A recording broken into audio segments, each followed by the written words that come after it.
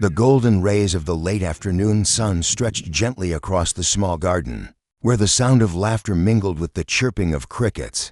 Diep was sitting by the porch, her hands covered with a thin layer of soil as she carefully potted a young basil plant. James stood nearby, his sleeves rolled up, hammering the last piece of wood onto the small chicken coop they had built together. "James," Diep said softly, breaking the calm, "when will you finally build the new house you've been talking about?"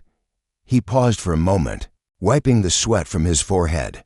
The sunset reflected in his eyes as he looked at her, a mix of exhaustion and hope lingering there. "When the company gets back on its feet," he replied gently, his voice firm yet tender. "When I can give you and me a real home, a place where you'll never have to worry again. That's when I'll marry you, Diep." Diep smiled, but there was something bittersweet in that smile. She had heard that promise before, more than once, whispered under the same sky after long days of work. She didn't doubt his love. She never had. But time had a way of testing even the strongest hearts. That evening, after they finished dinner, a simple meal of rice, boiled vegetables, and a bit of fish sauce, Diep sat quietly, watching James write in his notebook. He was sketching designs, planning business ideas, lost in his world of ambition and dreams. She wanted to tell him that she didn't need a mansion or wealth, that the small house they had now, with its creaky doors and leaky roof, already felt like home because it had him in it. But she stayed silent, letting him chase his vision. Outside, the night wind carried the scent of wet earth and blooming jasmine. Nee's laughter echoed from her small room as she played with a paper doll Diep had made. James looked up and met Diep's eyes. He smiled softly, a promise unspoken yet clear in every heartbeat. "Just wait a little longer." And Diep, with all the quiet strength of a woman who had weathered many storms, nodded. In that moment, she believed in him, in their love, and in the future they were still building, brick by brick, dream by dream. Days turned into weeks, and weeks quietly folded into months. The once lively garden that Diep and James had planted together now stood half green, half forgotten. James was rarely home before midnight, the man who used to laugh easily, who would help Diep carry baskets of vegetables from the market, was now buried under stacks of documents and endless phone calls. Diep would often wake up at night and find the lamp still glowing on the table, the papers scattered across it, and James asleep with his head resting on his arm. She would quietly cover him with a blanket, whispering, "You're working too hard again," though she knew he couldn't hear.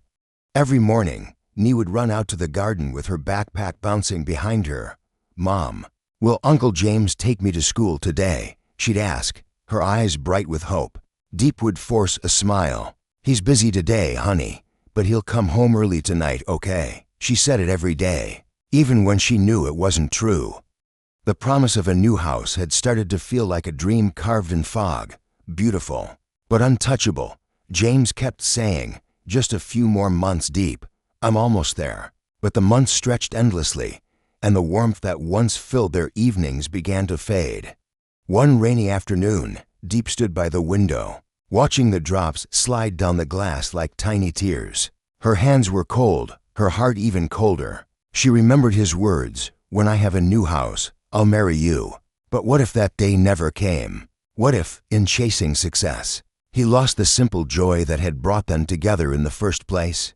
When James finally came home that night, his shirt soaked from the rain, Diep met him at the door.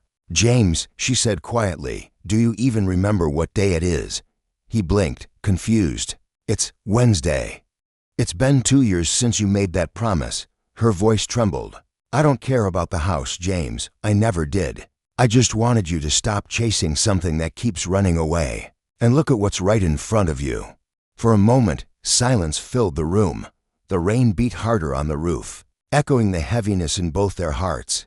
James opened his mouth to speak, but no words came. He knew she was right. He had built plans, not memories. He had built walls, not a home. And yet, despite the ache in her eyes, Diep did not walk away. She still believed in him, though her belief was now a quiet one, worn and fragile, like a candle in the wind. That night, James sat alone in the darkened living room after Diep had gone to bed. Her words kept echoing in his mind.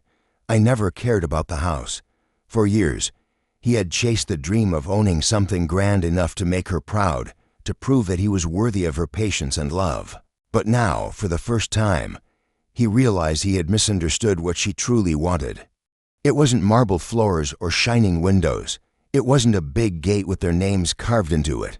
What Diep wanted was simple presence, warmth, and peace. And he had traded all of that for late nights and empty promises. The next morning, James made a decision. He canceled a major deal that would have earned him a fortune, but taken him away for months. His secretary was shocked. His investors called him insane. But James just smiled faintly and said, "Some things are worth more than numbers." That evening, he came home early, really early, for the first time in years. Diep was hanging laundry outside, and little Nee was playing with a stray kitten. When they saw him, both froze in surprise. "Dad, you're home before sunset," Nee squealed, running to him. James lifted her high into the air. Laughing for the first time in what felt like forever, Diep stood silently for a moment, watching them, the corners of her lips trembling with a mix of joy and disbelief. Later, as the three of them shared a simple dinner of rice, soup, and laughter, James reached across the table and took Diep's hand. "I've been wrong," he said quietly. "I thought I needed to build a house before I could build a family. But I was blind, because I already had one right here." Tears welled in Diep's eyes. "James," she whispered, but he shook his head gently. "From now on, I'll build a new promise, not with bricks or glass, but with time. I don't know how long it'll take to buy a house, but I know I'll never make you wait alone again." Diep smiled through her tears. "That's all I ever wanted." The candlelight flickered between them, casting soft golden shadows across the table outside. The night breeze whispered through the garden that had once been half forgotten. Now, it seemed alive. Again, a quiet witness to the moment James finally came home, not to a house, but to love. Months passed after that evening, and life began to take on a quieter, more meaningful rhythm for James and Diep. The world outside still chased money and power, but inside their small rented home, peace grew stronger with every sunrise. James no longer measured success in profits or contracts. Instead, it was in the laughter echoing from the kitchen, in the smell of rice porridge on cold mornings, and in the warmth of Diep's hand resting against his. Together, they started rebuilding their dreams, slowly, humbly, but side by side. James opened a small agricultural business with Diep, focusing on clean produce from local farmers. It wasn't grand, not like his former company, but it was theirs. Diep managed the orders while James spent his days in the fields, learning to appreciate the earth instead of just spreadsheets.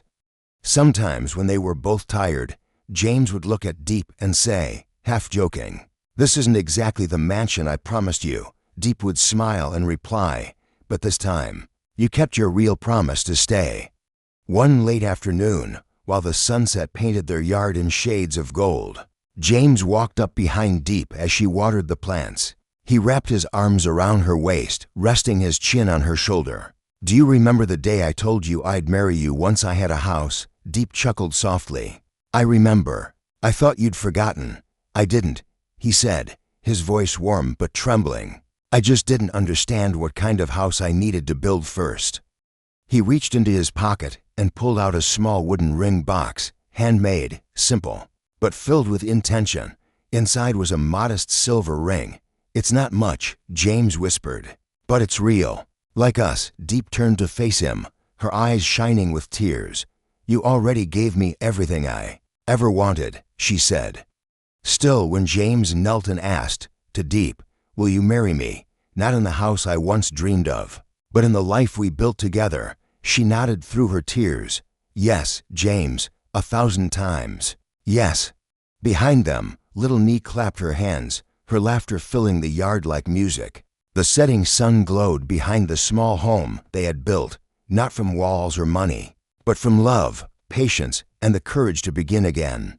That night, as the three of them sat together under the soft light of the stars, Diep whispered, "We may not have much, James, but we have each other." And James smiled, pulling her and Nee close. "Then we have everything." Love is often mistaken for grand gestures, diamond rings, luxury houses, expensive promises whispered under glittering lights. But as James and Diep's story reminds us, the essence of love lies not in what we own, but in what we give. Their journey teaches us that a home is not made of bricks or walls. It is built from trust, sacrifice, and the quiet endurance of two hearts that refuse to give up on each other. At the beginning, James believed that in order to be worthy of Diep, he needed success, a new house, wealth, and the image of a powerful man. He thought that only when he could provide everything material would he deserve her love. Yet life has a way of stripping away illusions. When his company fell, when the money disappeared, and when even his pride was shattered, only one thing remained constant: Diep's faith in him. It was in the days of hardship that the truth revealed itself. The woman who once waited for him under the rain didn't need marble floors or chandeliers. She only needed honesty and warmth. While James was chasing a dream of perfection, Diep was already living it. A simple life filled with sincerity, shared effort, and compassion. Her loyalty became the foundation of a home that no amount of money could ever buy. Their love grew not because life became easier, but because they learned to face difficulty together. When James lost everything, Diep did not walk away. She stayed, cooked simple meals, tended the garden, and helped him stand again. And in return, James began to understand that love is not measured in achievements. It is measured in moments of quiet understanding, in the gentle acts that say, "I'm here," even when the world turns its back. The story also reflects a deeper truth about patience and time. Diep waited for James, not out of weakness, but out of strength. To wait for someone is not merely to stand still. It is to keep believing in their better self, to hope when others have stopped hoping. Her patience was not silent submission, but an act of faith, faith that James would find his way back, not just to her, but to the best version of himself. And when James finally realized that love doesn't demand perfection, he was able to give her something far greater than a mansion, a life built on equality, understanding, and partnership. In the end, he did fulfill his promise to marry her, not when he had a grand house, but when he finally built a home, a place where hearts could rest without fear. The lesson is simple, yet profound. Love does not require perfection, only presence. A home is not a building, it is a feeling. It's in the laughter of a child like me, the smell of soil after rain, the sound of two people working side by side for a shared dream. It's in forgiveness after mistakes, in small acts of care that often go unnoticed. James and Diep teach us that true success is not found in wealth or recognition, but in having someone who stays when everything else fades. They remind us that sometimes life breaks us so we can rebuild, not the house we wanted, but the one our hearts truly needed. And perhaps that is the most beautiful truth of all: love, when patient and kind, always finds its way home.